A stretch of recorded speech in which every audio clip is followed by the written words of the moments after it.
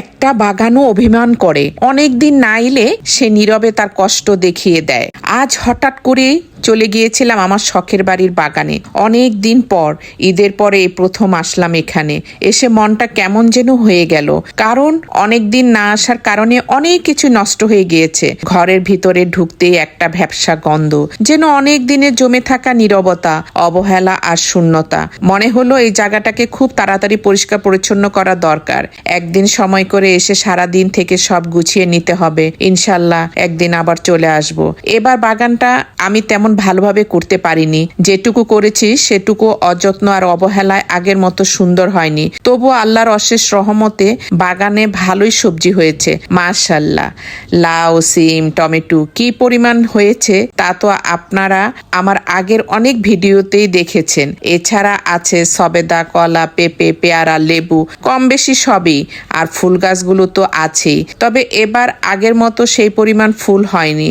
আজকে এসে দেখি টমেটোগুলো সময় মতো না তোলার কারণে পেকে পেকে অনেকটা নষ্ট হয়ে গেছে। দেখে সত্যি মনটা খারাপ হয়ে গেল। তারপরও যেগুলো ভালো ছিল সেগুলো যতটুক পরিমাণ পারলাম তুলে নিলাম। তারপর চোখ গেল কলা গাছের দিকে। দেখি কত সুন্দর করে কলা ধরেছে, মাশাআল্লাহ। আজকে আমাকে একটা কলা গাছের জীবন শেষ করে দিতে হলো, কারণ কলা ছড়াটা প্রায় পেকে গেছে, তাই সেটা কাটতেই হলো। আর জানেন, কলা গাছের এই ব্যাপারটা আমার কাছে ভীষণ অদ্ভুত লাগে।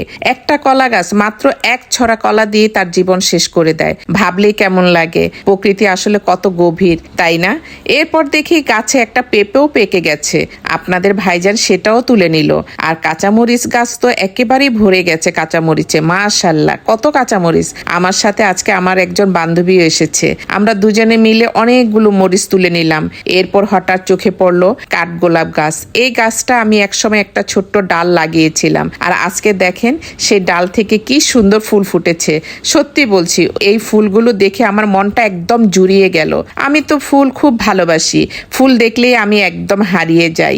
মনে হয় এই ছোট্ট ছোট্ট সৌন্দর্যের মধ্যে হয়তো জীবনের সবচেয়ে বড় শান্তি লুকিয়ে আছে। এরপর আমরা তুললাম লাউ শাক, কচু শাক, কচুরলতি, পুঁই শাকের বিচি, পুদিনা পাতা, লেবু, যা যা ছিল ভালোবাসা নিয়েই সবগুলো একটু একটু করে তুলে নিলাম।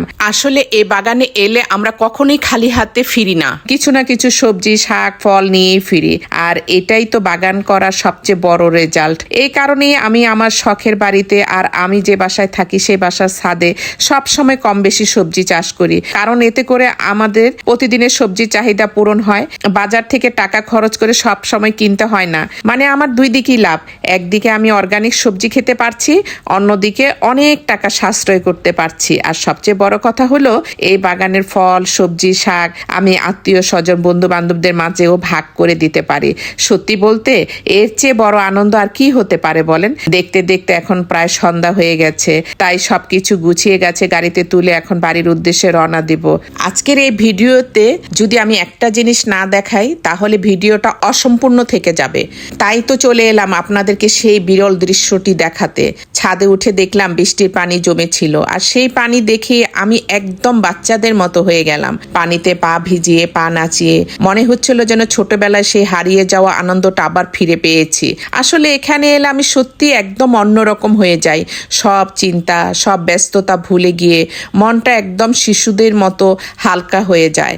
আর একটা জিনিস, এই শখের বাড়ির ছাদ থেকে সূর্যাস্ত দেখতে আমার ভীষণ ভালো লাগে। এখন ধীরে ধীরে সন্ধ্যা নেমে আসছে। গোধূলির এই নরম আলোয় আস্তে আস্তে সূর্যটা ডুবে যাচ্ছে। দেখতে কি যে সুন্দর লাগে তা ভাষায় বোঝানো সত্যি কঠিন। আমরা যখনই এখানে আসি প্রায় এই ছাদে বসে চা খাই আর চুপচাপ বসে সূর্যাস্ত দেখি।